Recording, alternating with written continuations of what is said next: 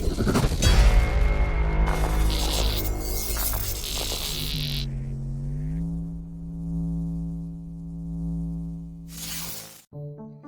welcome to the show, everybody. I am Jeff Kershell, and if you are an avid Crush listener, welcome back. We just had a couple weeks off. I was down in Puerto Rico with Major League Baseball, working on their player development programs. But if you're new to this show, we are all about connecting the dots between the athlete and the player, understanding that ebb and flow of long-term development and seasonal development, looking at how you can develop an athlete to become a better player. And maybe more importantly, we have this concept called creating coachable players. At every level of sport, and most certainly at the youth levels where athletes are growing and developing in different rates, we are challenged as coaches in how much we can help our players, because sometimes they actually can't do physically, mentally, or emotionally what we need them to do to perform. And don't think that's exclusive to youth or grassroots sports. We see the same type of issues at the highest level of the game, depending where these athletes are coming through or coming from, or where they're at in their developmental model in terms of their high performance. Are they transitioning from a team? Are they just entering a high level pathway? Are they a veteran looking to yet and still improve their performance inside of their game? That's what the show is all about, and we absolutely love it. Again, we just are coming off of a couple weeks off, so welcome back if you follow the show regularly. And if you're new to the show, I'm so glad you're here, because today we're kicking off a series of shows looking at one of my favorite pastimes, the game of baseball, as spring training gets going underway in Florida and in Arizona, and as the snow starts to melt up north. Grassroots and youth baseball organizations are getting primed up for this upcoming season. And listen, there's a lot we need to talk about. Baseball's in trouble. Right? At every single level of the game, the injury rates are at all-time highs. And at the same time, there's some incredible things going on. If you look at what's happening with some of the elite players in the game and the way we're kind of slowly pushing performance of the game up, I think that's a reflection of our understanding of the long game of development, because those athletes, those elite athletes, they don't just happen. There's a time, and it's probably still the case for a lot of those athletes that actually make it to the elite levels of sport, regardless of what the sport is. Most of those athletes are just the survivors of what I think is an incredibly broken developmental model. And in baseball, it's most certainly that way, because simply the injury rates we're seeing in youth baseball right up to our pros. And it's gotten to the point where actually this December, Major League Baseball took the initiative to actually start a massive investigation into the injury issues in the game, because it's terribly out of control. We're going to be talking about this and addressing this. We're going to be talking with some experts inside of the game over the next 3 to 4 weeks. And even if you're not directly involved in baseball, maybe you're an athlete in another sport, or maybe your parents have athletes in other sports, or maybe you coach a different sport.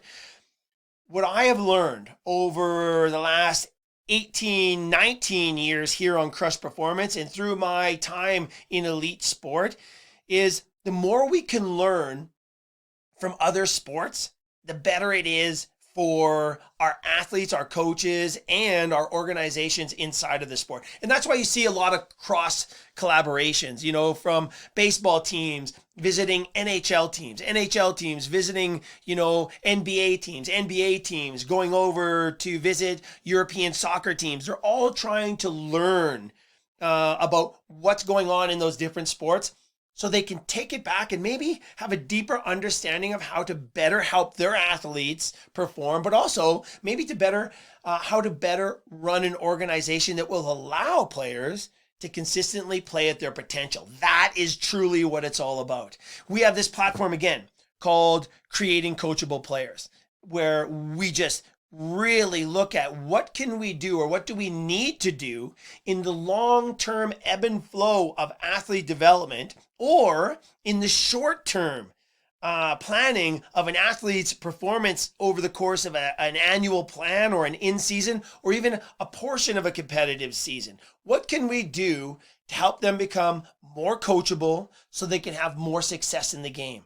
Again, it comes back to this idea that we have that most coaches are limited in how much they can help an athlete develop and perform and improve, because those athletes can't do, whether it's mentally, emotionally, or physically, what those coaches need them to do to succeed to the next level, whatever that might be, right?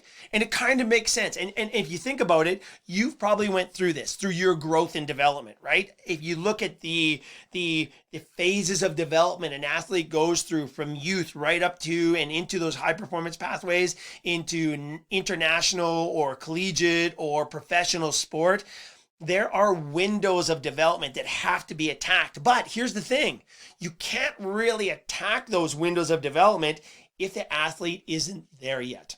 Whether it's because of their development through those growth years, or whether it's because they haven't had the proper process of training to actually tap into their true potential. I honestly can say this, and this is what makes my job so much fun as a exercise scientist, strength and conditioning coach, and performance planning specialist, right?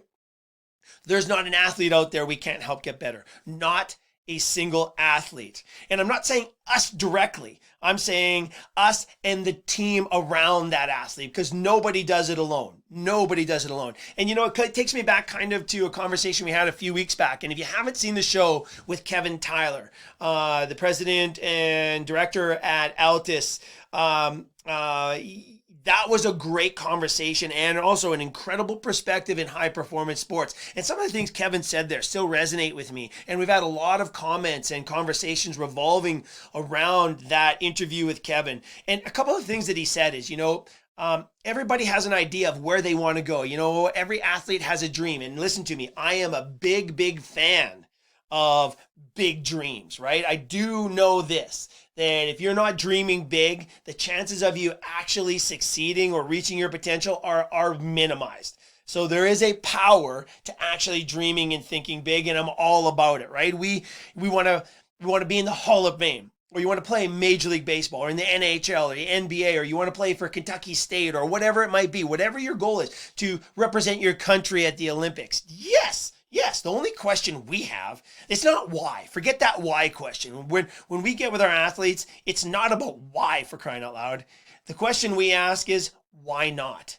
And if you can answer that question, then you can start mapping out the plan to help those athletes reach their potential.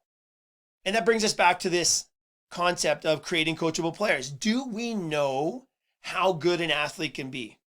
No. The answer is absolutely not. We don't know how good an athlete can be. Even a perennial all-star in a professional sport, there are things we can do to help them play at a higher level. And that might not be actually playing better. It might be really attacking strategies to help keep them injury-free, just to keep them on the playing field, right? That might be the goal. And that is the goal with a lot of our veteran athletes who want to still play for 2 or 3, 4, 5 more years, right?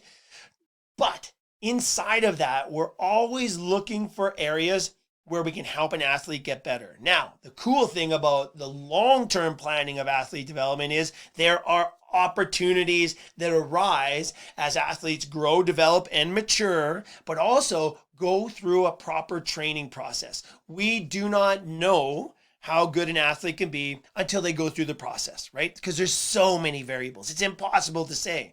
But we also don't know that an athlete can't do it. So don't let anybody tell you can't, and be very weary of those who tell you you can, right? Just make sure you're inside of an environment that can really, really help you do that. And that's what the show is all about. Coming up over the next few weeks, this is what we're talking about for the game of baseball. And don't be fooled. This isn't just for baseball families, baseball players, baseball organizations. This is for sport in general. Because baseball, it is a unique sport, you guys. One, the throwing motion. There's nothing like it in sport. It's different than a quarterback. It's different than tennis.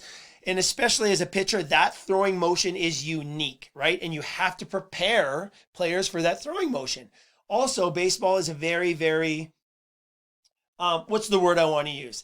Relentless, unforgiving is probably a better word. Unforgiving sport, because it's a highly skilled sport. At some point, it's you and the baseball, and there's no cheating and there's no escape. And it's one of the reasons it takes longer to actually develop major league players than professional players in any other sport.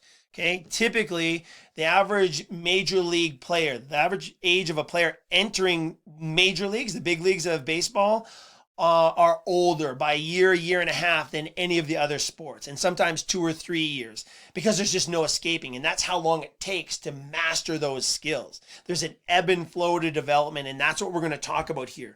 Today, I've got a very, very special guest for you. One of my favorite players, one of my players from back in the Blue Jay days. This is a character player. And the reason I'm really looking forward to having Bob on is because he didn't have a typical pathway into professional sports. Well, I mean, he went through college, had success there, but his path into being drafted by the Blue Jays and getting to the big leagues is pretty unique. But he'll be the first to tell you that he probably wasn't the most skilled guy, but he just was relentless in his work ethic, but also in being a student of the game. He really took it upon himself to understand and learn about the game. He was drafted as a third baseman or a position player, I believe, and he wound up being a prolific pitcher in the big leagues. A very, very successful pitcher. We're going to talk to Bob about his journey, and this is going to be a great story for any athlete who has aspirations of achieving elite sport or entering that high performance pathway. Really great conversation coming up. Here's the thing I could tell you about Bob. In my career in professional sports, I've come across some special players. And it's not so much that they were talented and just naturally gifted. It was their relentless pursuit of looking for ways and being open to ideas to improve their performance. Not just short term, but long term. It's one of the things I enjoyed about Bob, his work ethic. He was one of the players you have to go, hey, Bob, whoa, hold on now.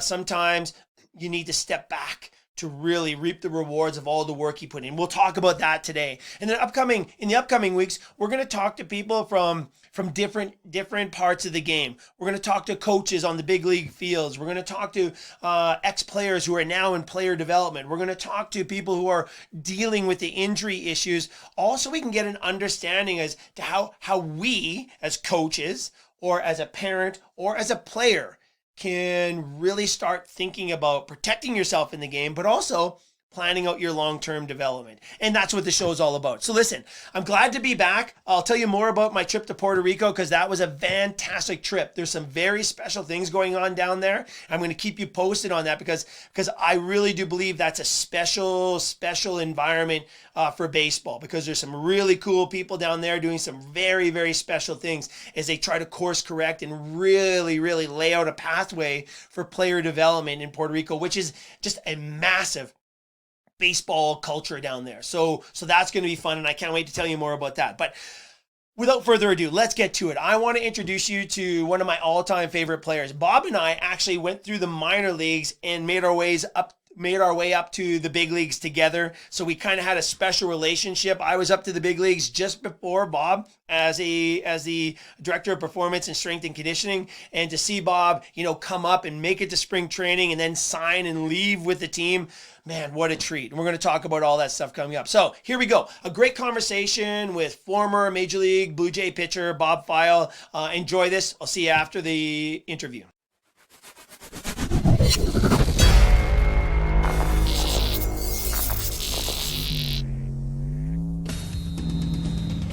All right, everybody, we are talking to a good friend of mine, one of my favorite players from back in the Blue Jay days, Bob Feil, former Major League pitcher. Bob, thanks for coming on the show. Hey, spring training's underway, baseball season's kicking off. An awesome time to have you on, man. Thanks for doing this. Yeah, for sure, Jeff. It's great to see you and reconnect again. I know we kept in touch over the years, but it's always great to catch up and have a good conversation. Yeah, man. No, I'm so glad. And it's been fun kind of following all the guys, from way back in the day to see where your lives have gone and where you guys have wound up. And man, it's really cool to see, I think for me, keeping in touch and staying in touch with most of the guys back then, that sort of attitude that got you to the top of the game, that's now I could see for almost everybody is carrying into now their personal lives and their business lives after the game is over. Pretty cool thing, I think.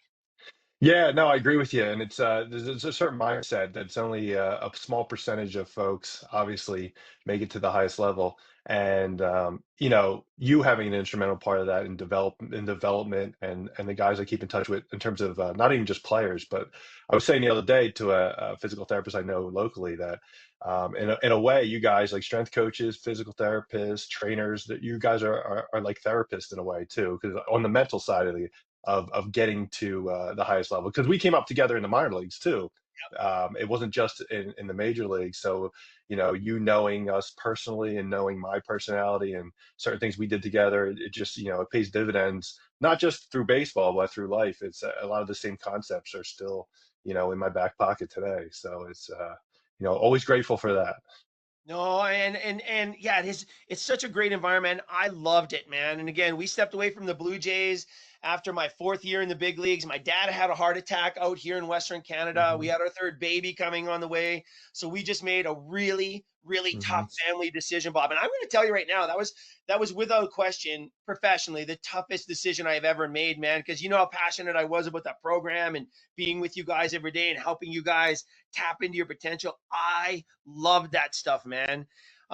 One thing that's come out of all that though is I've been able to stay involved with Major League Baseball. This is my Hmm. 20th year now helping them sort of develop the global player development program, which has been a real treat. But I still stay in touch with a number of the teams, and you know, getting to know some of the GMs as I get older now, and the GMs, our ages are kind of crossing like Yeah. great conversations though, like Bob. And you know, one of the things, you know, to your point there, that I constantly say to all these GMs or managers or people that are in these clubs, I say, look, you got to understand, man, your performance people, the strength and conditioning guys, like they're such a valuable, and I may be a little Oh. biased here, but just being there, we work with every player every day. Pitching coaches work Hmm. with the pitchers, hitting coaches work with the hitters, catching coaches, infielding coaches. The trainers are very integral as well, very tight with all the players. But when the Hmm. players are injured or getting ready for the game, we are with every player every day almost. It's a real special for me. It's a real special position that I still think is undervalued in the game. I couldn't agree more. I think, you know, like I said earlier, it's that mental aspect. Like you, now working in the professional world and understanding leadership, being in leadership roles, having direct reports in different organizations, you guys can give insight to like the GMs, the assistant GMs that no one else can. Not even the coaching staff. I mean, the coaching staff spends a lot of time with the players, but I mean, for guys like myself, and there was, you know, most of the team that would spend an hour with you, 2 hours every day before or after the game, and we would have conversations that were, you know, you could get a good idea of us as people and as players more so than just skill set on the field. And I think that's so valuable. Those intangibles are so valuable to, you know, okay, if someone's going to sign a player long term, you know, or some, and you're getting to know some insight into that player, and you can give that feedback to like a GM, like, listen, we're thinking about signing so and so to a 5 year deal. I mean, you could really give insight into like whether your opinion on whether that might work out or not. I mean, just baseball alone, like skill set, that's one thing, but like, what about this person? Like, they'll handle the adversity of like a monster contract and things like that. I personally think, you know, I'm biased too to the strength and conditioning community as well, because I was always obviously one of the, you know, person that was always with you every single day, especially in the big leagues and all throughout in Toronto. So, you know, I think and I think the game is doing a much better job of that now. I mean, you look at it now, there's like five of you for every team. You know, there's nutritional coaches, there's mental coaches for every team. Like there, you know, it's a non-negotiable now. So they take care of the players in terms of like on and off the field. I think in a much better, they're investments, and obviously with the dollars involved, they're huge investments. And I think the way they're doing it now, I mean, you see it with the types of athletes. Now we can talk about the mental side of the game in general, but from a physical standpoint and strength and like the type of athletes that are playing at the major league level, I mean, it's pretty impressive. Like in 20 Oh, years, the difference is, I mean, I played with some specimens of athletes, but now what I see, it's pretty unbelievable. The it way, sure is. You mentioned yeah. some really interesting things, and the reason I'm laughing so hard is for hey, just through COVID, the Blue Jays opened their new player development complex, right? And it is a crown jewel in all of sport, not just Yeah. baseball, all of sport. This is $110 million of pure player development. And the reason I Hmm. laugh, and I think this is like one of your first years in the big leagues. If you remember, we used to truck down the weight room from Toronto all the way Yeah. to Florida for spring training. And then Yeah. after spring training, we would truck it back up to Toronto and set Yeah. it up again, right? But if you remember, we either set up the weight room at the old Dunedin Stadium for the big league guys, either in the outdoor cages, or Yep. the one Yeah. year that I really remember, I don't know if you remember this, but we cleared out the grounds crew The shed, the got all garage, the big garage, the big the shed. big, Yep. Yeah. I and there was remember. no air conditioning, and we're in the Florida heat in this tin building, man, with our Woodway Yep. treadmill. That was Good, my first big league camp. That was my it first was, big league camp because that's this where I was remember I big worked at. league. I met like Paul Quantrill for the first time in that shed, and I was like, "Wow, this is amazing." We were wait because the minor league facilities were nowhere. I mean, it seemed like upscale to me at the time. Yeah. It's unreal. Yeah. Well, you came in. You were drafted in 1998, man, and that was sort of right in the front wave of a massive, massive change in the game. We were living through that Hmm. because even when I got to the Blue Jays, just a year, year and a half, 2 years before that, there were no weight room. The weight room was the Right. size of this office, and Yeah. they were encouraging players not to lift. And I'm going, Hmm. whoa, hold on now. Yeah. If Listen, we know the demands of this game, so it's changed so much, man. And then Yeah. again, I think back to those days. Oh my goodness, and what's happening now, and rightfully so. I mean, rightfully so, man. I mean, Yeah. there's um, there's there's so much emphasis on performance now. You got to Yeah. give, you got to have the tools, right? Yeah. Yeah, I agree. I mean, I think from a physicality standpoint, all sports across the board, especially in the majors in like the US, football, basketball, baseball, and hockey, I mean, just specimens of they start at such a young age. I mean, amateur sports are just, I mean, they're bonkers now. But I think there's that grit aspect. I think this changed a lot over the years. I sound like an old guy now, even though I'm just 48, but it's like, I see a change, and I know it happens every generation, but I do see a change in, like, I look at some of these guys, and if I had some of their talent and just skill set, I mean, I think of some of the things I could have did just from a pitching aspect of the game. Because I watch games now too. Like, it took me a while after leaving the game, and I wasn't bitter or anything. It was just like I just didn't have. I knew behind the curtain too much. Like, it was just like I didn't watch a lot of. I watched a lot of college, high school baseball still, but now that the players have turned over, like most of the guys I know are managers or front office guys now, Yep. which is Right. great.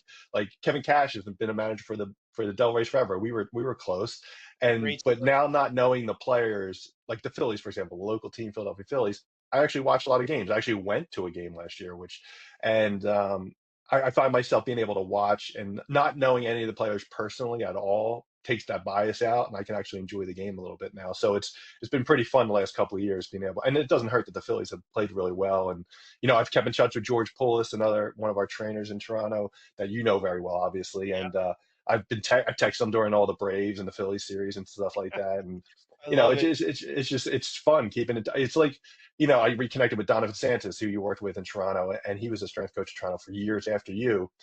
And it's like we hadn't talked for like live for 15 years at least, and then we get on the phone and we talk for hours. It's like we get on the phone. It's like didn't skip a beat. It's like we just left the weight room. So that fraternity of guys that kind of we form when we're playing it's pretty special for sure.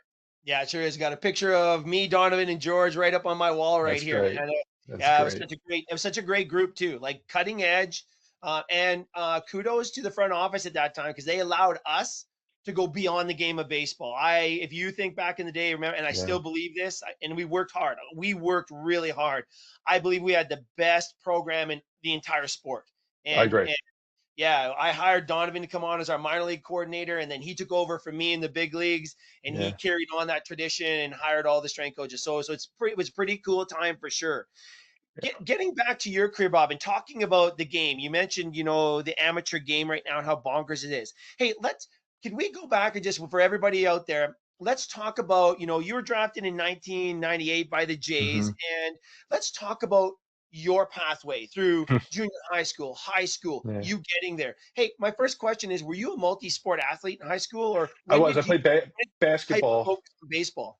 Yeah, I didn't. I mean, I always played basketball. I played around like when I was younger football, but then mom was like, no, no more football. I was getting hammered on the. I was a late bloomer too, so I was like 5'6" going into freshman year of high school. I was Oh, little. I really? was, yeah, but my dad was huge. He was like 6'5", Yep. 250. He was a monster. My mom was tall. She was like 5'8", so it was only a matter of time. But if you look back to again, I'm very biased towards multi-sport athletes. I know a lot of things have changed just in terms of like if you talk about the cross training of muscles, like you're just using these muscles when I played a lot of basketball, it's like it prepared me in a different way for baseball, made me more athletic.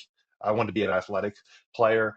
um, coming but baseball was always number one, especially the neighborhood I grew up in Northeast Philadelphia. It was very hyper focused around baseball. My dad was a baseball player growing up. That's all he knew. He didn't know basketball at all. Like he didn't know any other sport but baseball.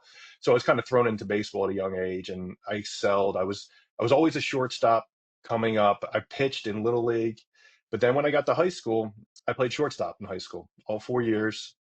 Never pitched an inning in high school, not once. Even though guys look back today, is like imagine what we could have did if you pitched in high school. Because I knew how to pitch. I pitched outside of high school, but I'd never. It was back when multi-positional athletes in baseball were like a no-no. It was like you either pitched or you played the field, and so I always loved to hit. So I played shortstop through high school. Again, being a good athlete, the shortstop typically has the good arm and things like that. And growing up in Philly, it's not a hot spot for, well, at least then it wasn't a hot spot for baseball in terms of going anywhere above and beyond like high Division 1 or professional level. But like I said, I was a late bloomer in high school. I was small, and then after my sophomore year, I shot up to 6'2", and I was still playing shortstop. And then had a really good junior year in high school. Senior year, I was late bloomer though. I was young for my age. My senior year, when I had like a breakout year in high school, but we were in a small Catholic school in Philadelphia, not getting a whole lot of attention for sure. And but I always focused on academics. It's a whole. I've always been very focused on math and science. I've always had a love for that. So I had a backup plan. Like there was no my goal. Even I was the first one in my entire extended family to go to college. I was the first one actually to actually graduate high school, but that's a whole nother thing. But I was the first one to ever go to college. So my parents had no idea about college. So I was getting some late looks from some small Division 2 schools, some small Division 1s locally, but mostly Division 2. And I had an academic offer at Jefferson University, which was Philadelphia College of Textiles and Science at the time, big engineering school, and it's since become Jefferson University. And I had a huge academic scholarship to go there. And then the baseball coach offered a little money for baseball, so it was a no-brainer. We had no money growing up. We had no, my parents couldn't afford college, so it was a no-brainer for me to go locally to a Division 2 program, which was okay in baseball, but it was a real good academic school. So I kind of went that route. And then, you talked about weight training in baseball in general. I didn't actually pick up a weight till my sophomore year of college. A friend of mine told me to get into weight training, and I figured, the rest of the team, obviously, it was that fine line. There were some guys who didn't touch weights in baseball, even in this is 1995, but there were some guys that were just like really into it. So I gravitated towards it, got into it, and the difference I saw, not just in hitting and throwing a baseball, it was my speed. I was always the biggest thing I lacked was like my 60 time, like 60-yard dash. That was always a standard in baseball, like for Yeah. measurement back then. And I ran like a 7.1, 7.2. Like for being a shortstop, I wasn't. That was considered average or below average. And then I lifted weights the whole off season, and going into the fall, I remember we got timed in the 60, and I was running like a 6.9, and I couldn't believe it. I was like, wow. For So me, you're that was 19 at this point? Oh no. So I started college early. I went into college. My birthday's January 28th. So I turned 17 and started college at 17. Oh, So you then, went so I, straight in. Okay, gotcha. Yep, so I was 18 because I didn't turn 21 to my second semester senior year of college. So gotcha. I was on the younger side. Not like today. The kids are, I mean, starting a lot later, which is good. But in terms of development, it was always playing catch up a little bit. But again, in college, I had some really good years. Junior year, I had like a really good year. I was a really good hitter in college. And then I started to get looks just from local scouts, and I didn't think anything of it. I thought it was a pipe dream, really. I mean, I was focused on my academics. I was getting a degree in computer science and a minor in mathematics. So I was really focused. I was a super nerd, still am. and I was really focused on that. But I really obviously had paid a lot of attention to baseball. Like I really, work ethic was there. Just my whole goal, my whole life, has always been you can always outwork everybody else. That's the number one thing, no matter what. Yeah. So my senior year, I had a breakout year in college. I mean, it's still on history as one of the best college seasons ever. I hit like 542. It's like the fifth highest batting average of all time. I hit like 20 home runs, 19 home runs. But it was my senior year. So scouting wise, out of a small D2 school, it's just like there's 500 plus baseball D1 schools in the country. Like the chances of getting drafted at a D2 school, especially then, it's a little better now, but then it was like just getting noticed. And there was a bunch of scouts at the games. I'll never forget the game that the Blue Jays scout was there. He was a veteran scout. And then there was a bunch of other teams there, the Cardinals, a couple other teams. And I winded up pitching the second game out of necessity. I started the game and I pitched 7 innings. I pitched a complete game. And I remember the Blue Jay scout talking to me other Ben McClure. He just since passed away, which is Yeah. crazy. He was a Blue Jay scout for like 40 years. He was there Uh, forever. yeah, And absolutely. it's funny how the world works because I probably wouldn't have got drafted if it wasn't Ben McClure because he held a lot of clout with like Tim Wilkin and all those guys because he was around so long. So he had this guy out of a Division II school that he wanted to draft as a pitcher that never really pitched at all, but I was throwing 94 miles an hour, and they're like, and I had a lot of movement, which I didn't know I really had. I just threw the ball, I had no idea really what I was doing.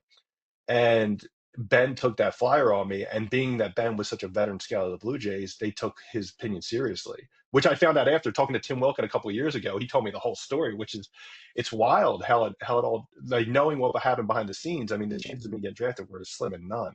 And they wind up taking me in the 19th round, the Blue Jays. And I remember Ben McClure coming to my house to sign the contract or whatever. And he's like, listen, you're probably going to pitch in Medicine Hat, Alberta, and my dad was like, "Yeah, he'll do anything." And I was like, "Pitch?" I was like, "Yeah, sure." And that's kind of how I was Oh, thrust pitch, into I hit pitching. balls out of the park, man. Well, it's wild because on paper it said I was drafted as a third baseman. Even to this day, it said 3B next to my name on the draft board. Right? And I get to, Matt, I mean, you live in Alberta, so I get out to Medicine, Alberta from Philadelphia. It's like culture shock. I'm like, the town of how big is that town? I remember being like, what in the world is this place? So And I think you and when I was when I was a coordinator, minor league coordinator, I would travel around to all our minor league affiliates. I remember, was Shad Ricci the trainer? Might have been the trainer no, it in was Medicine Mike still there? Frostad. It Mike was Frostad. Frosty. Yeah, Oh, Frosty. Yeah. okay. Frosty was still there at Medicine Hat. Frosty, of course, Mike Frostad, a good Canadian kid from Calgary, went up to the big leagues in Yeah. Toronto. Is now That was the head Anaheim.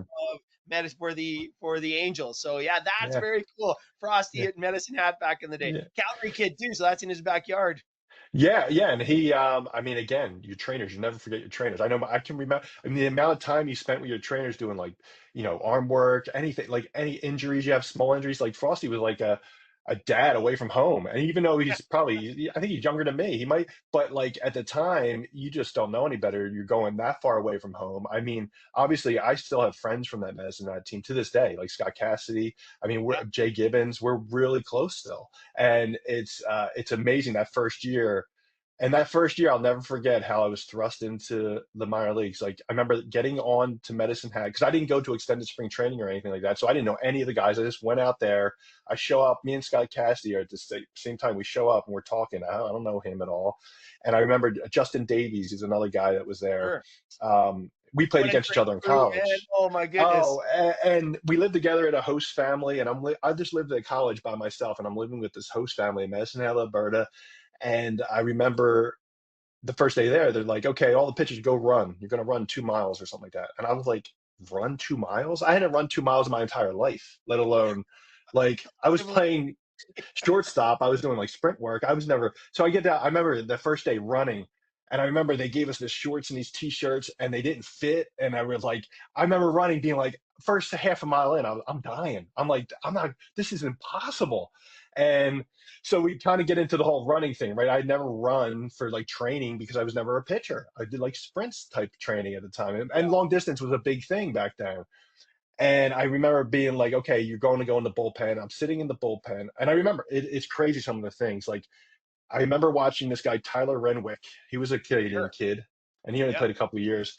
And I remember him warming up, and I was going to throw my bullpen next. And I liked the way his windup was. He didn't put his hands over his head; he put them like right here. And I remember that was the day I decided to not put my hands over my head anymore. My first bullpen in pro ball, and I was like, I'll try that, see how it feels. It looks like it feels good, and I literally tried that. I throw a bullpen, and our pitching coach was Les. Remember that guy? What was his last name? He was from Venezuela. Hardly spoke any English, and I couldn't understand a word he was saying. And we have our first game like the next night, and I literally didn't pitch for the first week and a half. I was losing my mind. I was like, "This is," and rookie ball in Medicine Hat, Alberta was a younger, usually a younger teams. A lot of younger guys go there from like the Dominican, Venezuela. They put 16, 17-year-olds there. I was 21. Jay Gibbons was 21. Cassie was 22. But we had an older team. Orlando Hudson was on that team. I mean, we Yeah. had a older team, and luckily for me, it was an old. We were really good, like talent wise. Like we had what, like four big leaguers on that team, which is insane for rookie ball. Totally. And so after not pitching for a week and a half, I remember Mike Stafford, who went to Ohio State University, he was closing because he closed at Ohio State. I'm like, this guy closed at Ohio State. And he blew a couple games in a row. And Rolando Pino was my manager.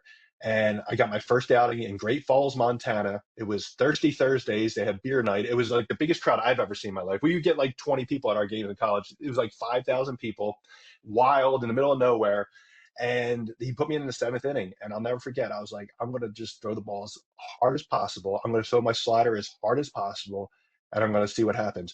I struck out the side in the seventh. I came back out for eighth, struck out the side again. I had 6 strikeouts in 2 innings, and I thought they were going to bring in Stafford, but since he was struggling, they left me in for the ninth, and I struck out 2 out of 3 guys, and that was my first big league outing. 3 innings. 3 innings, I struck out 8 guys in my first 3 innings. And from that day on, I was a closer for the rest of the year in Medicine Hat, and I came in and closed games. And like I said, going back to the team was so good that there was plenty of opportunities for saves because we were so good, and I got so many more opportunities. And looking back on it, I always say this: my first year, if I didn't have the success I had, I don't know how it would have played out because confidence-wise was everything. Talk about the mental side of the game. Like I had so much success there, I had such a great year that if I had a couple bad outings in a row where I really got lit up, I would have really started like I don't know how I would have handled it at that point. It would have been really hard for me, but having that success kind of gave me momentum and gave me the confidence that I was like, oh, I can do this, Sure. and kind of, and then that was after that season that's when I really sat back at home, and that's where I always say the mental side and like being having intelligence in my back pocket. Like I really started to really dig in deep into books. Like books were a thing then, not YouTube, but I would dig into books like the ABCs of pitching, like I'd be Nolan doing Ryan's pitching Bible. I taught myself everything I could possibly teach myself in that off season because I didn't know a whole lot. I knew enough, but I knew I needed more if I was ever going to go up more levels. And my goal, I was always thinking ahead. My goal was to catch up to my age group. So like a lot of guys my age were playing in Dunedin the next year. And like a lot of people don't know, there's rookie ball, short season in Medicine Hat. There was rookie ball in St. Catharines, which was short season. Then there was Hagerstown, Maryland, which was long season A. Then there was high season A, which is Dunedin. So my goal going into next spring was to make the Dunedin team, which was kind of far fetched coming out of Medicine Hat. But I knew with my age and I knew the way it worked. Like I knew they would give me a look because, if I could play well in spring, maybe I would make the team. And that's exactly what happened the next year. Like I came into spring training and like, going back to strength and conditioning, that off season, I mean, that's all I did. That's all I did was focus on strength training from 7, 8 in the morning to 5 o'clock in the afternoon, every single day, 7 days a week. Like I was kind of off the rails. And I had a guy that I played with in college that got drafted by the Orioles, and we worked out together, and he had the same mindset. So that kind of, having that partner and having be able to do that every day, it was, that's all I focused on because if you're going to make it to, I always looked at it trying to make it to the next level in the minor leagues. The big leagues were so far of a pipe dream that even guys in the minor leagues, you never thought you would really make it. Like guys like me, I'm not talking about the first, second, third rounders, but like guys like me, the chances are very slim.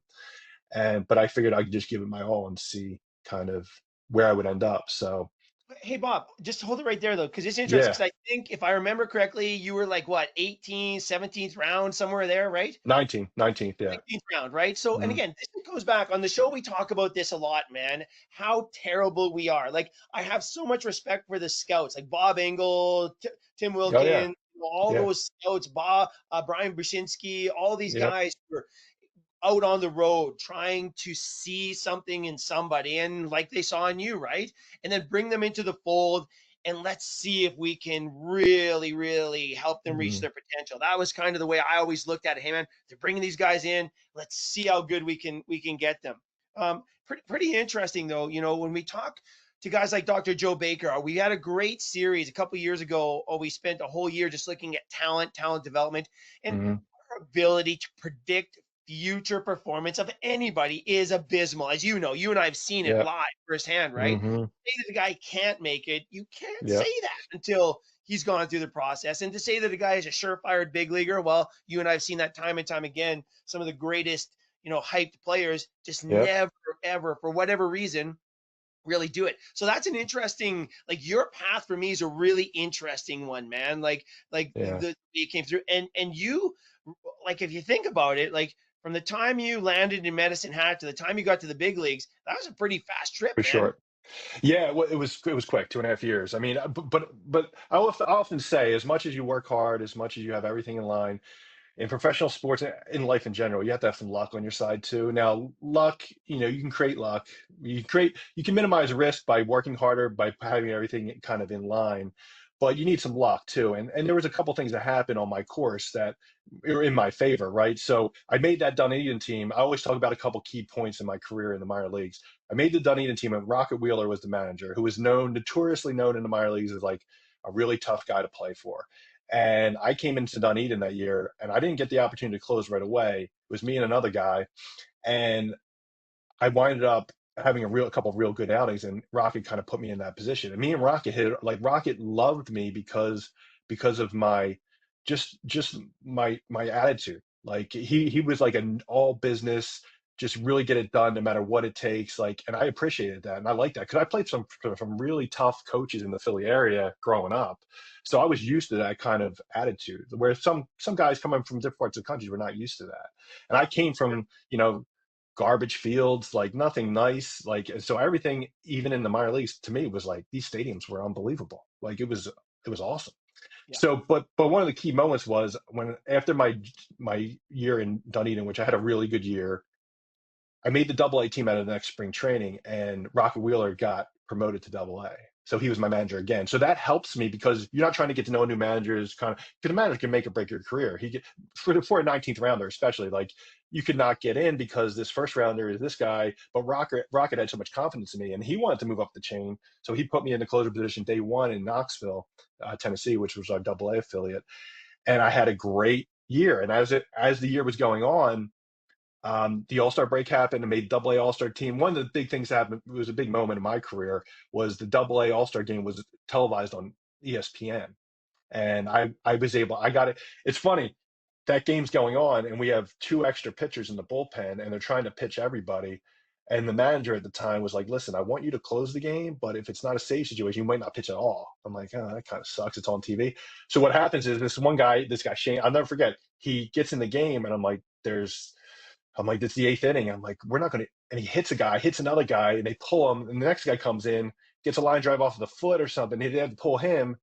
And next, we get the last out, and I'm the last pitcher left. And the next inning, we wind up going up by 3 runs, and it's a save situation, and I get in the game for the ninth inning, and it's televised live on ESPN.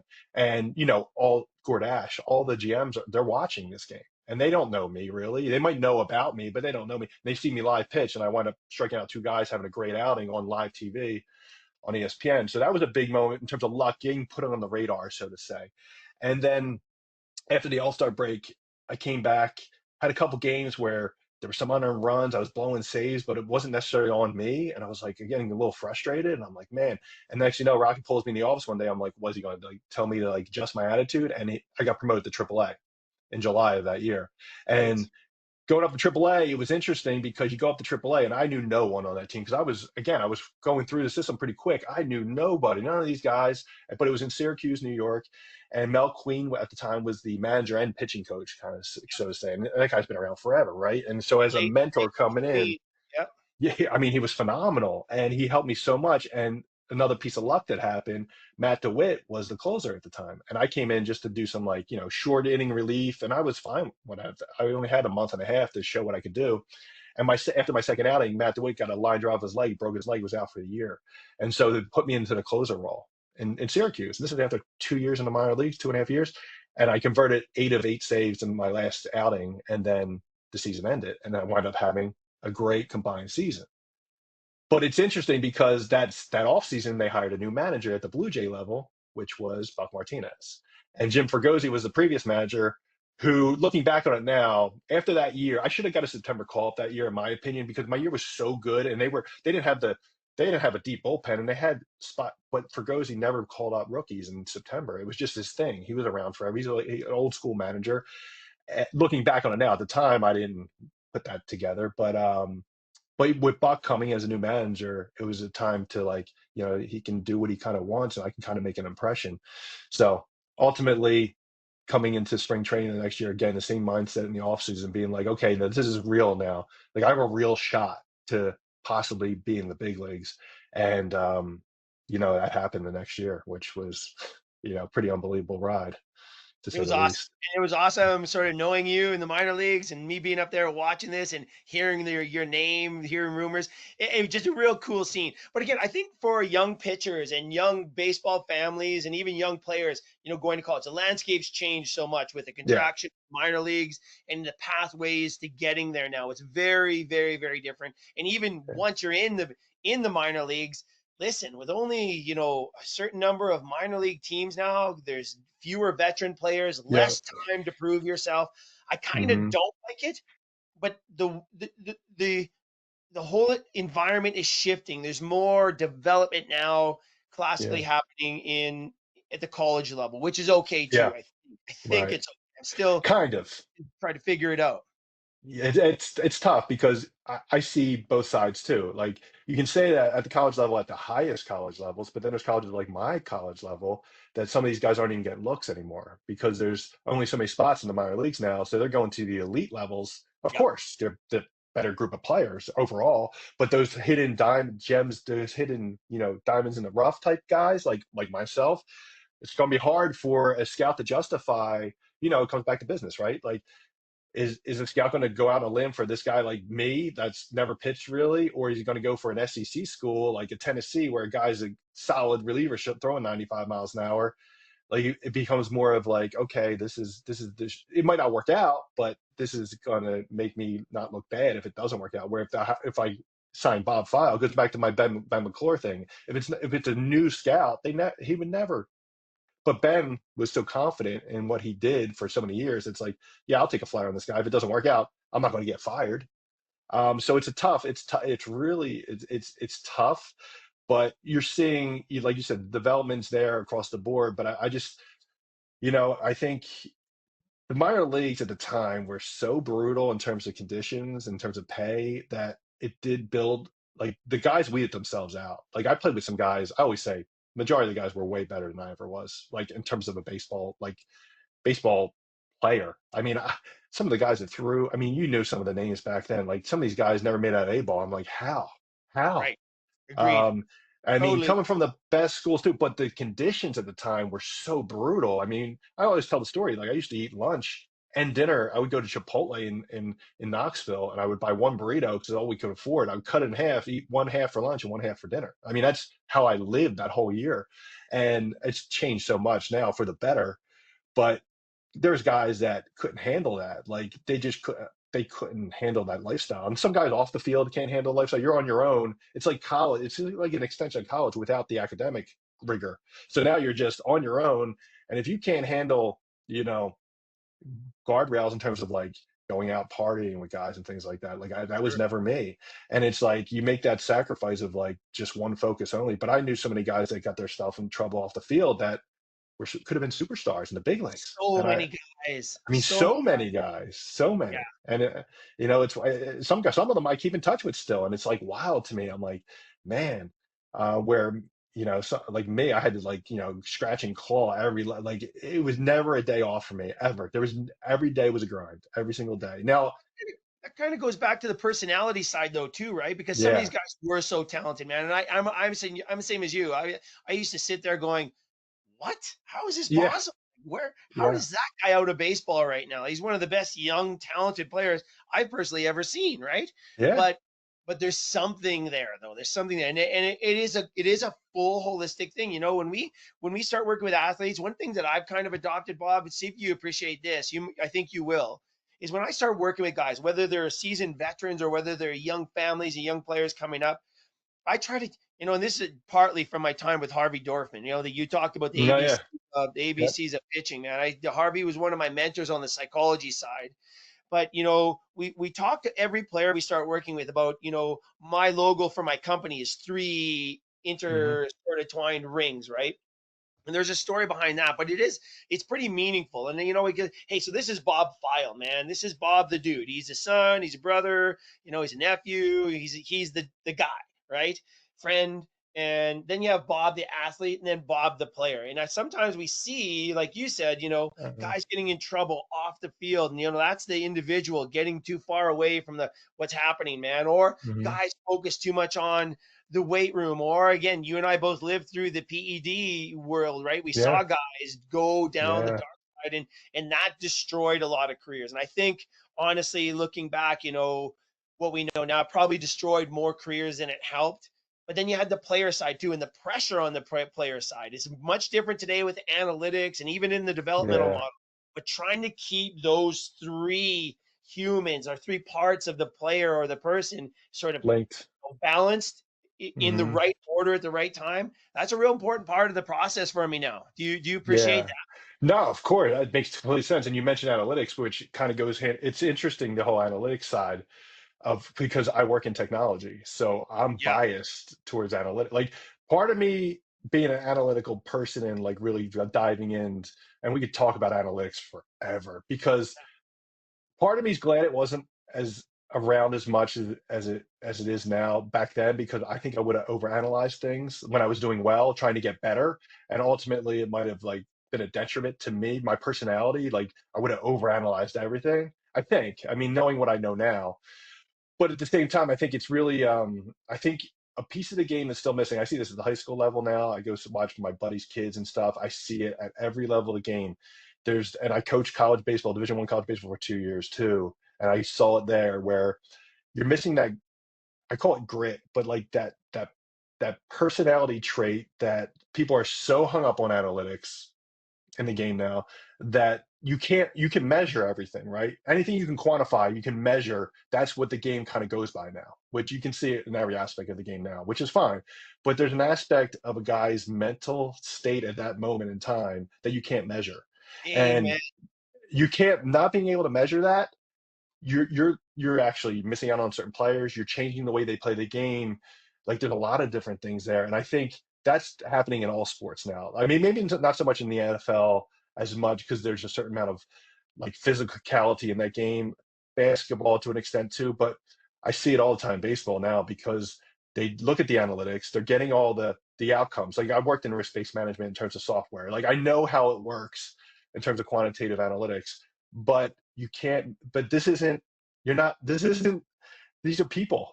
Like, people aren't a commodity. Like, people have a personality, have this it's the only thing that got me to the big leagues was my grit and determination. Like I said earlier, like, there was no one that was going to outwork me. It's funny, I was thinking about you last night before we did this, and there was an article that came out when I was in spring training my second year, or no, my first big league camp, and maybe it was, maybe well, it was one or two, because Doc was, my goal going into spring, it might have been my first or second big league camp, was to outwork everyone. And Doc was kind of like the gold standard worker, because he was the superstar, right? Like, he was always getting the press and everything. He was the hardest worker ever. I'm like, he's not going to outwork me no matter what. And that was my goal, is to outwork Doc. So I'll never forget, you would time us in the, what was it, like a mile and a half run or something like that. We got timed in something, and my goal was to blow away everybody. I remember telling Sky Cassidy, I'm going to blow Doc away. And I did.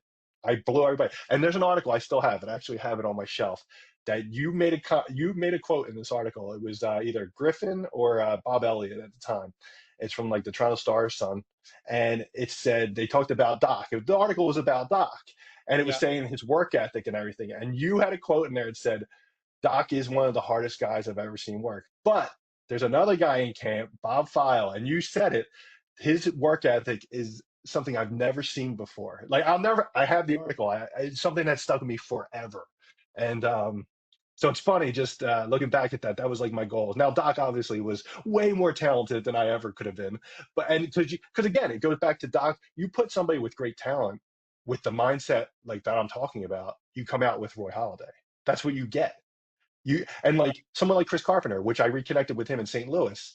Like he always had the talent, but once that switch turned, I mean, he won a Cy Young. Like it's like those guys, like the guys like Took Kelvin, him a while, like right? yeah, Exactly. exactly. It took him a And while, but he had it in there. Like oh no, it was there, man. I It mean, he was was there. an He animal. He was was a like, hockey he was a player, you know. guy. He was a Yeah, guy that I just knew was waiting to blow up, yep, man. But listen, it was a pretty interesting timeline. The Toronto back in the day, those days, man. You had Clemens and Pat Hankin, right, sort of yeah. leading the way. You had Carpenter and Halliday coming up, sort of looking up to those. Escobar. Clemens Hmm. moves on. Halliday kind of takes over. Okay, this is what it looks like to be a Cy Young, to be a dominating pitcher. So I think, like you kind of came up there going, oh, okay, so this is what it Yeah, looks like. It yeah, was kind of cool to be kind of back there and watching these guys sort of figure out, okay, how am I going to operate in this world? And then you had the seasoned veterans like Paul Quantrell or yes. Dan Plesac, Plesac. for example.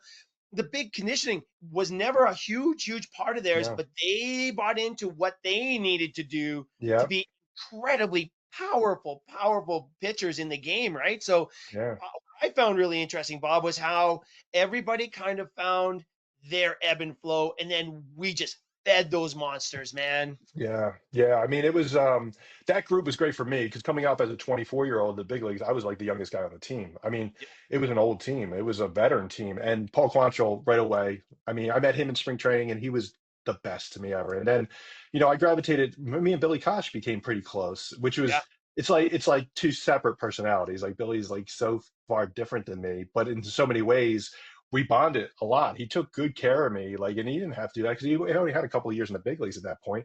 But that team being all like Plesac, like the conversation we would have in the bullpen, like I always say there should have been like two more levels before the big leagues, like quad A and 5A, because AAA to the big leagues was such a stark, like there was no comparison, like zero comparison. I mean, the guys in the big leagues, I always say 99.9% of the guys I play with the big leagues were super intelligent. Like baseball IQ through the roof and could really, really analyze a game to a level like I remember the stuff Delgado and Alex Gonzalez used to do with their books, and they would analyze. Cito Gaston would tell me about pitch tipping and like the amount of things that I learned in 1 month in the big leagues was like, I mean, it was a whole nother level of guy. And just stay there, that was the hardest thing. You want to stay in the big leagues, have longevity. You talk about Plesac and Quantrill. I mean, they had long careers, like 15 plus years.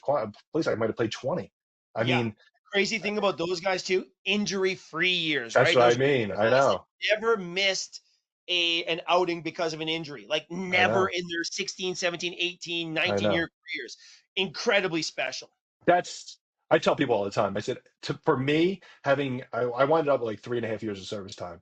But for me, looking at guys that play 10 plus years in the big leagues at any level, any professional level, they should be Hall of Famers because I don't know how you do it. Like it's so hard to do that. I try to explain how hard, especially in baseball, because the season's so long, Yeah. and it's not that you're on the field and you're pitching one inning every 2 days, whatever. It's the wear and tear, the grind mentally and physically every day. Like you're at the field. I was at the field every single day for a 7 o'clock game at one o'clock in the afternoon. And you're doing like it's every day, 7 days a week.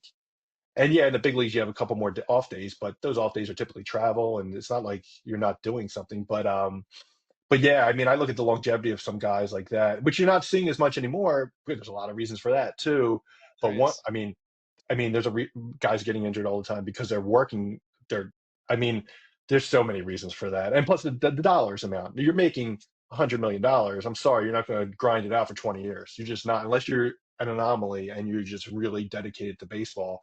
You don't see many guys like that anymore. I mean, just because they can retire and just live with their families. I mean, being away from I mean, it's a whole nother thing. So it's amazing how much the game, like I always have conversations with younger kids and it's like they think I played in like the 50s. I'm like, this is only like in the 2000s. Like it's not that long ago. It's 20 years ago. My That last long year was ago. 20. It's so Yeah. much has changed in 20 years, like so much to where I think there was a bigger change in the last 20 years than when I played in the last 100 with baseball. Like the game has totally flipped on its head over. Last 10 years I mean, last 10 years has has been been crazy. exponential. Like you talk about the rule change. I mean, I mean, there's so many things, Yeah. Hey, Bob, good and that's a bad. fantastic. This whole last little part of the conversation is fantastic. We had a guest on a few shows back, Kevin Tyler from Altus. He is one of the premier track and field athletic coaches in the world, like really great. But they also have a very, very unique and very cool approach to athlete development. He said a couple of things, man, that sort of resonate hearing you talk, looking back, reflecting back.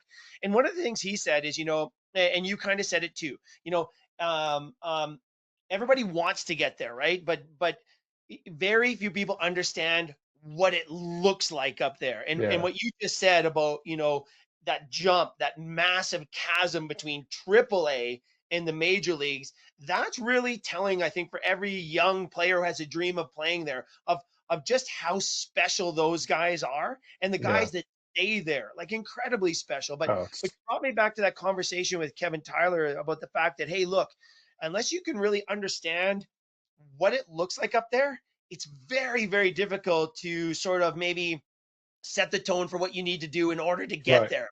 You know? True. Yeah. True. I agree completely because it was almost like it was overwhelming because the game was so much faster. And you're talking about AAA, like they're great. I mean, amazing athletes in AAA, like amazing players. You go to the big leagues and you're like, I mean, there's a multitude of things. Like you have guys that've been around, like the Quantrons, have played there for like 10 years plus, and but it's how people pace themselves. Like there's so many aspects to it, and I'm trying to take it all again, being an overanalyzer, being a type A personality, trying to take it all in, trying to, and I mean, luckily for me, I was put in situations, especially early on that first year, where I was put into.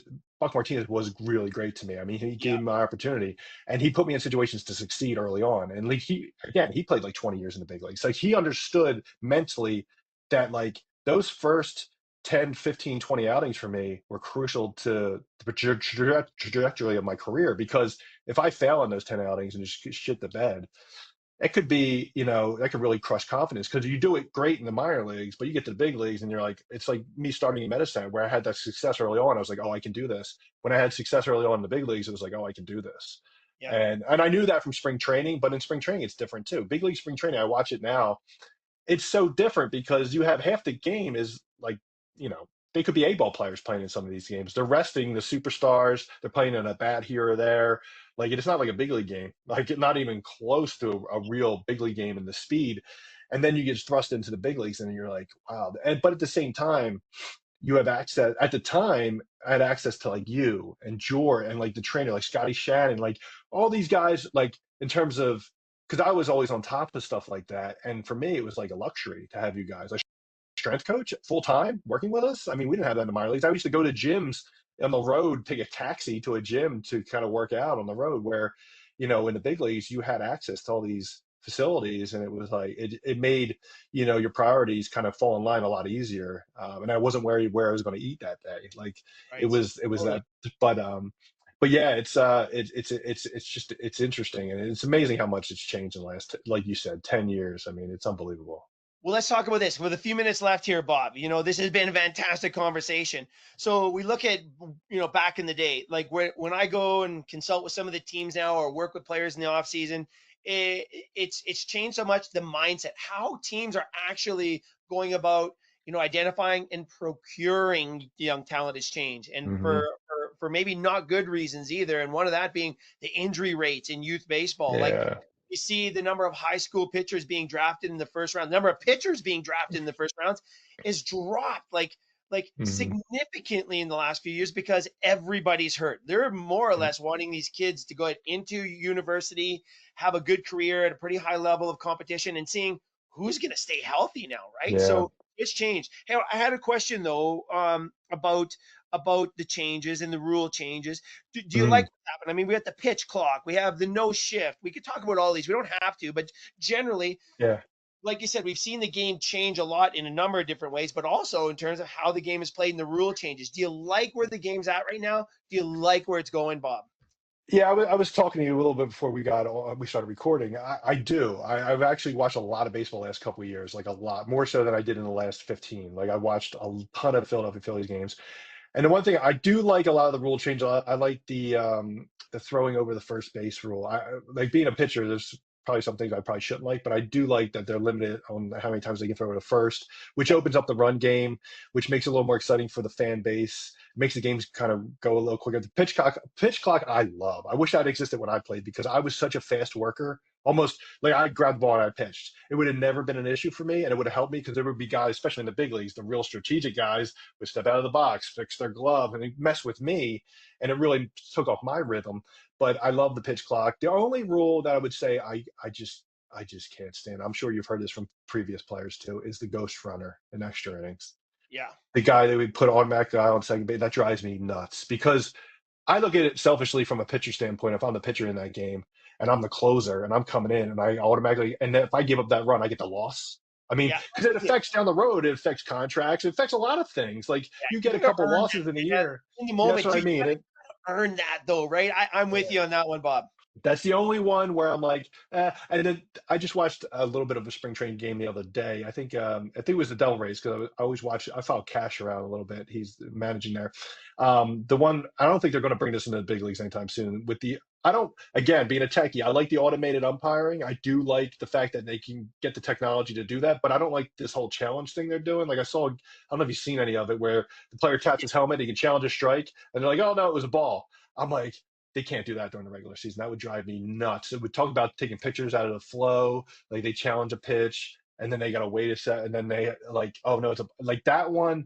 They're gonna have to tinker with that a little bit. I think that only shouldn't become a thing until they have full fledged tech down, where the umpire is literally just there to kind of keep the game in order in terms of personalities, in terms of nothing crazy happening. They're kind of like just like a guard there, where they're not calling balls and strikes anymore, and the machine is. I'm fine with that. I think that would be. But again, I had this conversation yesterday, and I was like, but I go back to the game where Eric Gregg was the man was the umpire, and it was I always see the highlights where Greg Maddox is throwing outside strike, and the ball's going outside by like 3 feet, and he's like strike, but it's because he was getting it, so he keep like the umpire. It was kind of like that cat and mouse game between umpire and batter, but it's like it's the whole strategy and like the pastime of the game. Like that's why people love it, but obviously we're past that point now with technology coming into the game. So I had these conversations with Jeff Fry. I'll never remember Jeff. Yeah, Jeff Fry, yeah, very good.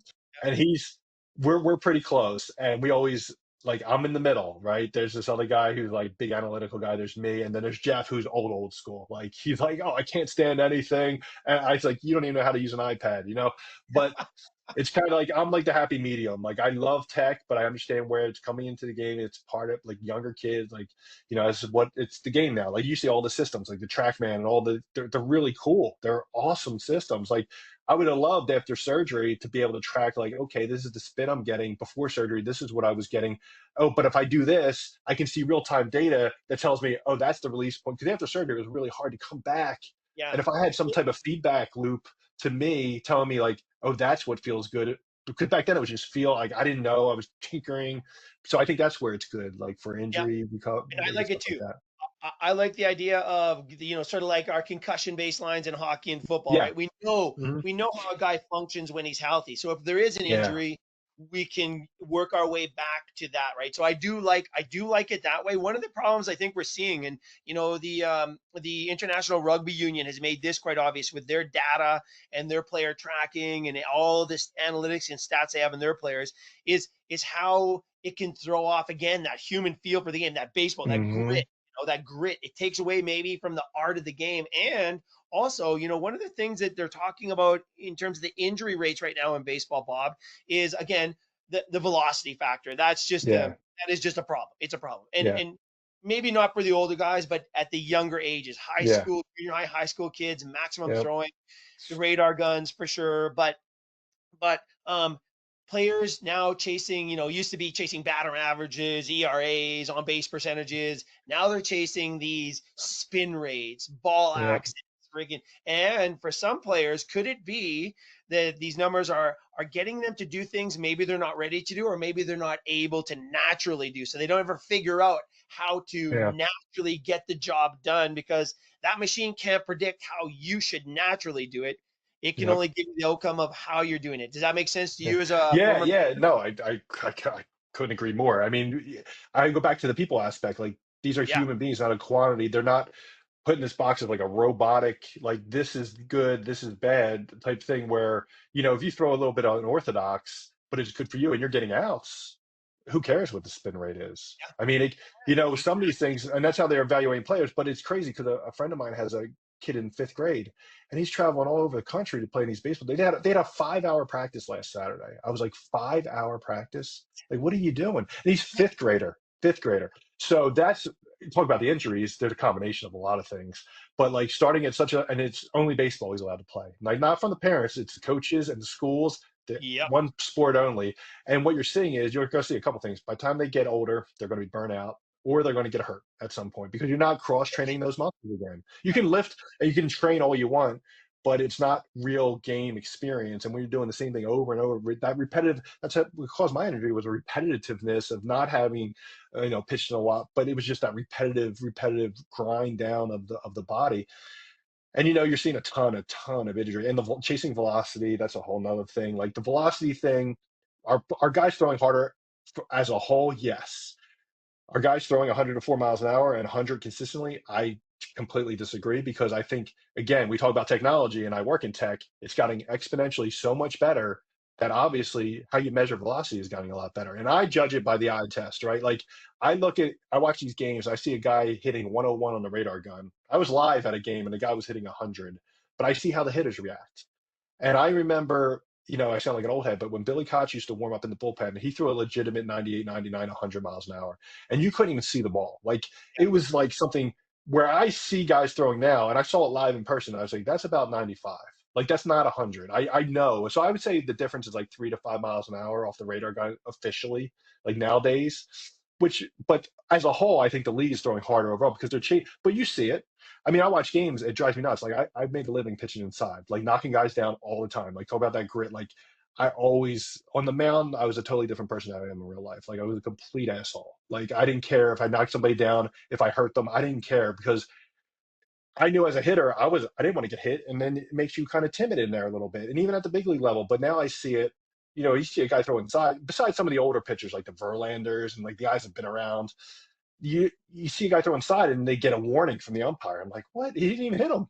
And yeah, then next thing you know, they're pitching outside corner, outside corner, outside corner. So you see these guys up there. You talk about they're not on. They're up there to kind of see their pitch and crush it. And they're so big and strong they can do that. But you're seeing a little bit of a switch. That's why I love playoff baseball because you see guys now trying to get on base, trying to make things happen. See stolen bases, like the Braves did that really well. The Phillies did yeah, it well. It was kind of exciting. Where during the regular season, like the last couple years, you're seeing a little bit of a shift, but you see the guys, it was like the home run or a strikeout. Like there's still some guys in the big leagues today that strike out 200 times a year, and I'm like, and they're making exorbitant contracts still. And I'm like, I just shake my head. I'm like, but it's back to the analytics. It's back to the whole.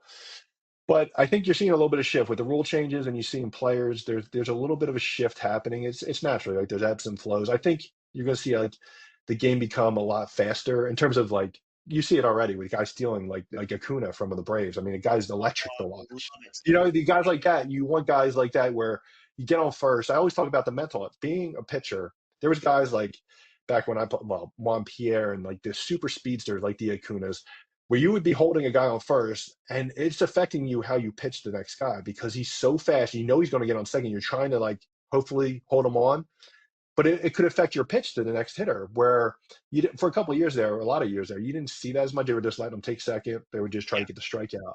yeah. They were But I saying think, it yeah, I mean, was driven by analytics, right? Like, I mean, yeah. Well, yeah. it What are the percentages, right? It's like, oh, there's an 80% chance or 47% chance of this. So they play the percentages. It's like, I get that. But again, when you talk about the human element and the way the mind works, it doesn't always work out. Like you see it in the playoffs all the time. Like I always Kevin Cash, who I came up with, great, I mean, phenomenal guy. And he's been managing in big leagues a while now. Well, a ton of success. But I always go back to that one game I watched in the playoffs where it was Snell was Snell, pitching. Snell, yeah, Yeah, and he pulled them. And I remember saying to myself, I played a lot of years with Kevin Cash. Now he played a lot of years after me too, but I said I know him as a person. There's no way that was his call. There's no way him as a baseball guy said I'm going to pull this guy now. And I'm like, this is an analytical decision, which that's how the game is operating. So I get it. The percentages were higher that if we pulled them, we would win the game, and it didn't work out. But I think you're seeing a little bit of a shift. Like I love watching that aspect because again, being a techie at heart, it's really fun to kind of see. No, it is. And take the World Series last year, right? The Yankees versus Yeah, the Dodgers. Listen, the Dodgers played baseball. The I Yankees know. purely they got outplayed, man. They got Yeah, outplayed. They were two incredibly talented organizations, but the way the Dodgers played the game, man, yep, kind of had that aura of like old time baseball, old hard school. on the base pass, pressure on the pitchers, man, aggressiveness at the plate. It Yep. was it was one of the best. It was one of the best playoff matchups I've seen in Yeah. years, Bob. I totally loved it, man. And getting back to that too, like you make me think of this. The pitcher and that runner on first and that epic battle. But then also, if you got a catcher who can freaking throw, that Yeah. also gives that pitcher a little freedom to A be a little little more confidence. something else, right? So, and that's Yeah. putting that team together, and that's the stuff I love about the game, man. I love it. Yeah. Yeah, I agree. I mean, that World Series last year was, and you look at the way the teams were constructed, like the personalities, like being an outsider, not knowing these individuals, but there's a lot Yeah, more you can get to know. It's funny how players today, you can get inside their minds a little more because of all the social media, because of YouTube. You can hear interviews here and there. You can really get an idea of what this person's about. And like, I look at some of those God Dodger guys, like Freddie Freeman's like one of my favorite guys to watch in baseball now because he ultimately seems like a real solid all around guy and like works his butt off. And I think you see how, guys like that capitalize in that environment in a World Series. Like these are the guys that come to life in those pressure packed moments. And I think both teams had that. I think it was, like you said, I think the two, I was pulling for the Phillies last year just because of it's course. funny you watch all these guys, you kind of over the season, you kind of not knowing them, but getting to know them through the baseball lens, you kind of like you really like watching them and some of the grit and like some of the really ball players I call them. I feel like they had some of those, but you look at those teams the way they're constructed, like and the Dodgers. I mean, I'll tell you for this season coming up, they did not lay low in the off season. I'll tell you what, on Like this is paper, gonna be but crazy to again, watch. it's what we talk about this whole conversation to people. Like they might be on paper, they should win the World Series. Like hands, they're so talented pitching wise, it's ridiculous. But between injuries, between guys just being able to handle the moments at the certain time, the ebbs and flows of the season, anything can happen. And that's what And these, you and know. these nutty intangibles like Kevin Cash and the freaking Tampa Rays, I man, know, with one of the lowest payrolls in the game, I know. always competing, right? I mean, it was it 2 years ago, 2 years ago, whatever. I think the Mets had the largest payroll, Yeah, $343 million payroll. They didn't even make the playoffs. I think they were out of it at the All-Star break. Here comes the freaking Rays, man, I with know, the third lowest payroll in baseball or whatever it I was. know. Truck right through. That is the stuff, man. Kevin Cash, Yeah, there's a lot of Kevin right there, man. I remember early work with Kevin down at spring training. He was one of those guys, Bob, right? And you could see oh that yeah. I think in the way he manages and coaches. Oh, well, he's another one of those guys. Even though he went to a big school, went to Florida State, he was a third baseman in college. He never caught ever. And Yeah, they Blue Jays made him a catcher. And I remember in Dunedin, he came over as like a bullpen catcher when he first signed, just to kind of learn how to catch. He worked with like Ernie Witt, and it was like, but I guess I didn't know enough about catching at the time. But like his hand-eye coordinate and how good he was. Like obviously, he played a lot of years in the big leagues, I believe. yeah. And then he became a manager in his hometown. I mean, talk about having the best gig ever. He grew up in that area. I mean, So awesome, and man. have Coaches do success too. too. And what a great guy. Well, I always come back to that. Like I'm always Yeah. happy for the guys that play. Like Chris Woodward's another one. I know you know Chris really well. Oh Like yeah. I keep in touch with Chris and his family, and he's done great things at the coaching level. Like I mean, I always look at him. He was in Texas, and then they win the World Series the next year. I'm like, oh, he got. I'm like, he was Yeah. that was his team. Yeah. He But was he's so it was integral in that. You're right. I know. And then he was with the Dodgers last year, right? I believe he's working in. So, it's good to see guys that are good people really succeed. I really enjoy that because again, it's like a fraternity. You go back, it has been 20 years, but I keep close ties with a lot of guys. Even the guys we talk once a year or once every 2 years. It's like I caught up with Jay Gibbons last week, Love and it. we haven't talked in a while. And it was like yesterday. We were just working out together in Medicine Hat. So it's you know It's No, always good fun. stuff. Hey, Woody's scheduled to come on, so we got like a few shows Awesome. coming up here talking baseball. Woody's gonna come on. He's third base coach with the Dodgers this year at the big league Oh, is level. he? So yeah, he's back Awesome. in the big leagues, so that's gonna be fun for Awesome. him. It'd be great to see him. I mean, when he was let go from Texas, the Dodgers go, "Hey man, get Woodrow back here, man." Yeah. Like that's just Yeah. his reputation, but that's what he means to the game too. So Oh, you look at the personalities like him and Kevin Cash. There's a group of guys you play with, like I play with over the years that, you can see why they're in positions as a coach. Like they're just all around, they get it. Like in terms yeah, of like their personality.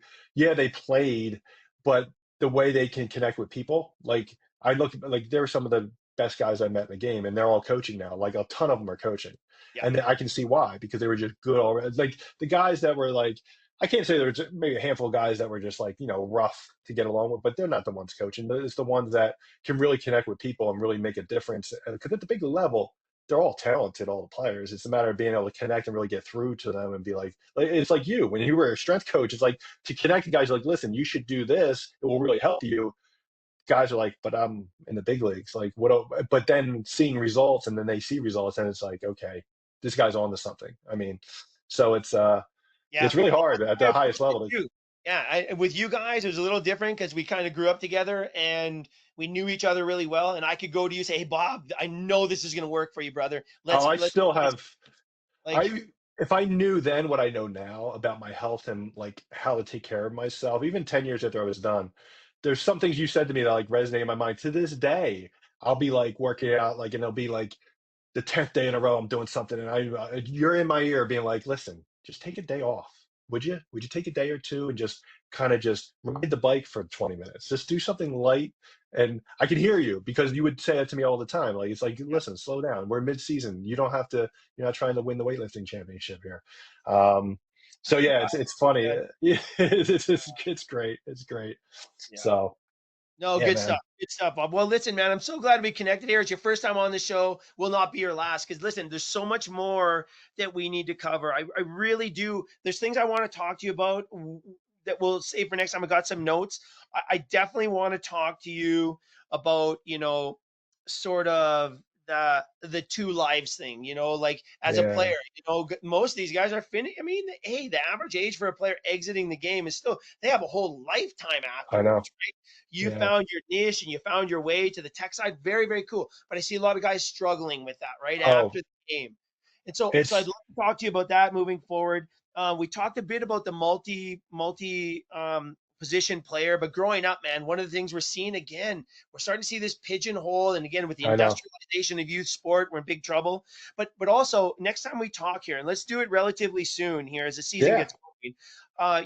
You mentioned earlier on about when you sprouted up, man.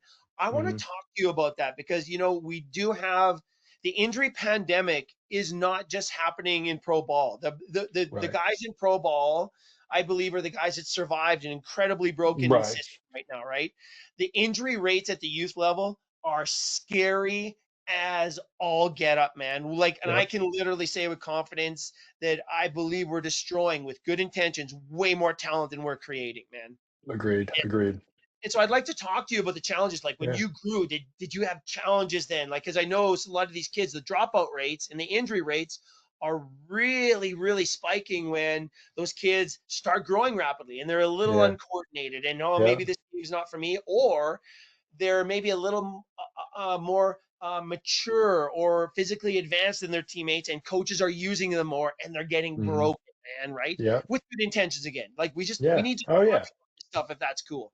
Yeah, for sure, man. I mean, I love it because that is a whole nother those things you just mentioned are like my transition from the game into the professional world was a challenge to say the least, especially the first couple of years. So that's something we could get into because I try to do things with the alumni association with like younger guys to get out of the game because there's so many guys I keep in touch with. Some guys have been pretty successful, but the majority they might be successful. A lot of them are doing like baseball facility type stuff. Like I'm talking about the ones I played in the minor leagues mostly with, because the guys I played Yeah. in the big leagues, some of them made enough dollars that they could do what they want to do baseball wise and kind of be all right. But I was never in that position. I mean, to like just do whatever. I need to make some money, and so it's interesting that whole transition.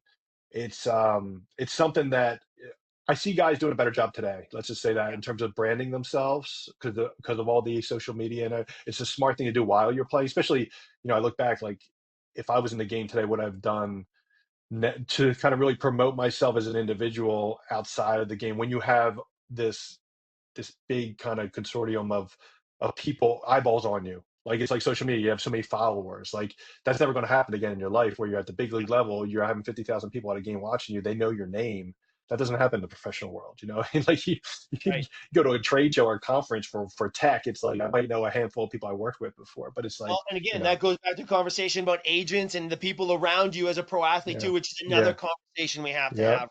For yeah, sure. for sure, So man. good. Well, Yeah, but again, one of my passions for this radio show, this is our 19th year, man. So welcome. We're kicking off our 19th year with Crush Performance here. The reason we started this is just to spread the word, man, and get people thinking maybe about things they couldn't think about without actually being there, right? Or being exposed to it. So these yeah, conversations are a huge part of it, Bob. I want to thank you for this today, man. Pretty open, candid conversation. Love yeah. it. For sure, and I've been listening for at least the last, I don't know, 5, 6 years. I mean, I'm a again techie. I only listen to his podcast, and you're on my subscribe list. I download every episode and see what I like to hear. I listened to quite a few in the past couple of years, like clockwork. So, and you have some great guests on. Like I like hearing about, like you said, the track and field guy. I think I listened to that episode Yeah, because I great, remember, and great like conversation. some ice hockey, like your connection in the hockey world. I'm always interested in that, the way they train, and it's just the parallels are. So it's an interesting kind of group of different groups of people you have on here, which is Yeah. cool. Glad you're a Yeah, crusher. Glad you're a yeah, crusher, man. Bobby. Yeah, Yeah. definitely, man. Good. Always. Hey, I totally love this, man. I totally love this. I can't wait to have you on again and keep the conversation going, Bob. Yeah, for sure, for sure. Sounds good. Awesome.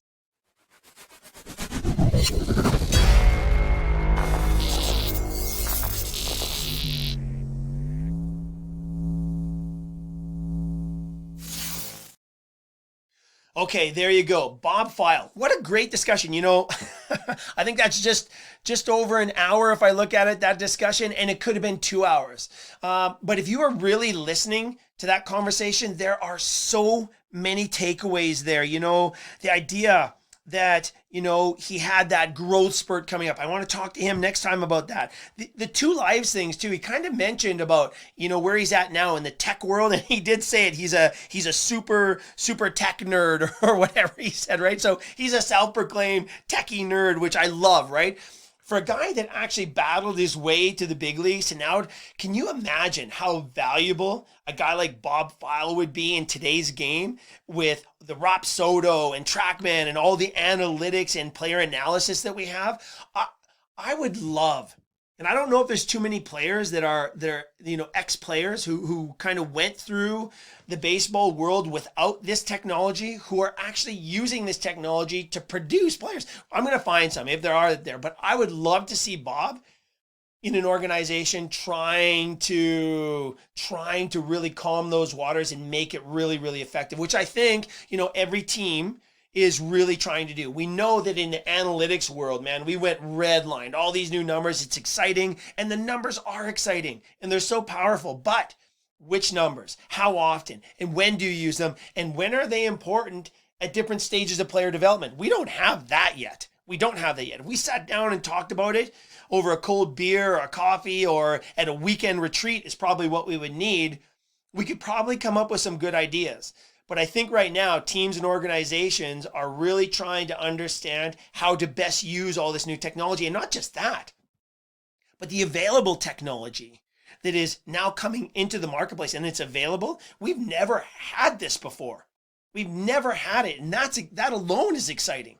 All right. So we're, just a great conversation with Bob. I just, the fact that he was a multi-sport athlete coming up and he really believes that's important. I like how he talked about, going to Medicine Hat and being thrown into the fire and on the mound without any pitching experience, and also the importance of his coaches and how much they influenced and probably determined his pathway through the sport. I really love what he talked about Rocket Wheeler, and Rocket Wheeler was a great coach, a demanding coach, Okay, but he was a great baseball coach for players. I can't tell you how important those coaches were. And the Blue Jays at the time when I was there, at every single level of the game, there were fantastic, like-minded coaches who legitimately had the best interests of the players in mind. Right. And that's important. And again, I think that was in other places as well. But every now and then you catch lightning in a bottle where a player on the rise with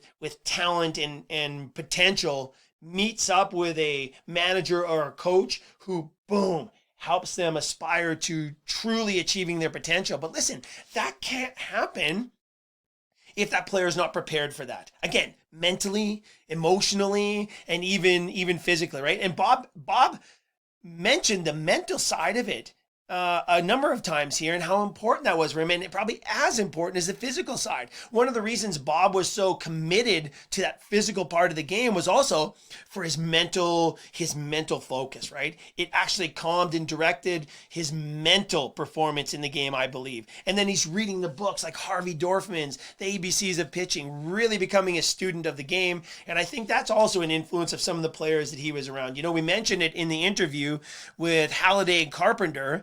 You know, those guys kind of were there underneath two great pitchers, back-to-back Cy Young Award winners, Pat Hankin and Roger Clemens, right? And the work ethic of those two pitchers, I think, really set the tone for every other pitcher underneath, right? And then you had the great pitchers who were just in the game for so long. The guys we mentioned, even like Dan Plesac, one of my favorite pitchers of all time, and Paul Quantrill. Again, still contributing to the game. His son is pitching now, I think, just signed with the Marlins this year. So, you know, some great things come out of that. But the way that Dan and Paul handled themselves as veteran players, you know, getting into their careers, they're both at that time, 15, 16, 17, 18 years into their career, healthy, but you know, they knew how to handle themselves on the day-to-day ebb and flow of the game, year after year ebb and flow of the game. And for a young pitcher like Bob, those guys, and he mentioned it there, Paul Quantrill taking him under his wing sort of and guiding him through that, you can't replace that veteran presence in the game. And I'm not saying we're losing that now, but the landscape has changed dramatically because of the contraction of minor league development. You know, every team can only have a certain number of teams in their minor league system now, but only a certain number of players as well. So players might now not have as much time to develop inside of an organization. There might not be as many older veteran players in a minor league system as there was before, helping these young players sort of track their way through. Like Bob mentioned, when he went to Syracuse for the first time at the end of the season, he didn't know one player there. But I'll tell you, I was there and there were veteran players in Syracuse that certainly helped Bob acclimatize and understand what that level of the game was all about. And that's a big jump. The other cool thing I thought that Bob mentioned was the fact that, you know, AAA ball was here, but when he made it to the big leagues, he understood how incredibly different that level of the game is. And again, it goes back to that conversation a few weeks back that we had with Kevin Tyler, the president of Altus, when he said, you know, everybody kind of has the idea of where they want to go. You know, they have the dream of, you know, running track in the Olympics or representing their country or playing professional sport. But until you understand what that world looks like, it's really hard to prepare for it. And sometimes you just can't until you get there, right? So I thought that was kind of cool to hear Bob's story. But man, a really honest to goodness story of the ebb and flow of a player who made his way through an incredibly challenging world. Now, it's changed a bit since Bob was there, but I think the principles are the same. And also, you know, in the future, we'll have to get Bob back on to talk about, you know, youth development a little bit more because he was a multi-sport athlete growing up. I want to talk to him about his growth spurt and did that change, you know, how he thought about sport. You know, a lot of kids are challenged when their long bones start to grow. It's one of the most important areas of athlete development when long bone growth happens. When these athletes start to mature, we really need to be educated and understand the coaching and parenting principles at that level of the game. They are at the highest risk of dropout, highest risk of injury, and they need to be managed properly there. So it'd be great to talk to Bob about that as well. So just a fantastic conversation. Listen, coming up in the next few weeks, We're going to talk about analytics and how they're being used, and are there numbers that are more important than others. I am also going to break down for you, and again, whether you're a baseball athlete, family, or organization or coach, it doesn't matter. I'm going to dive into the injury issues in baseball, and we're going to have a look at Major League Baseball's report on injuries in pitching. And there's some incredible data there. It's very telling. We kind of have a good idea of what it's all about and why it's happening. The question now becomes, how do we course correct? And I believe it's just going to take serious, deep conversations. We're going to start that next time here on Crush Performance as we head into 2 or 3 shows focused on baseball. And then after that, we're going to get into the Crush War on Sugar. And then we're going to start getting into talent and our conversation revolving around the 2025 theme of perception, which is going to be fantastic. Today was a conversation about perception. You know, what was it like when Bob came up? He was drafted in 1998, right? And made it to the big leagues in 2.5 years. That is a rapid rise to the top. So we kind of get a perception of what the game was like, what Bob went through. It all helps form this idea, this image of, hey, what is it like to be a pro athlete? And that's kind of what the show's all about, all right? Hey, listen. If you want more information, go to my website, jeffkershell.com. Check out the Creating Coachable Players platform. We're very passionate about that, and we've got some big news coming up on that program. I think that's going to be a real good tool for coaches, athletes, and families moving forward. So we're really, really working hard to work with you to help you better understand the ebb and flow of all this. And follow me on social media. Search out Jeff Kershell or Crush Performance, all right? Okay, everybody, go out there, have a great, great week, and we'll talk to you next time. And we'll be looking at, also I want to get into my predictions for the upcoming baseball season, which is always fun, okay? Have a great week, everyone. We'll talk to you then.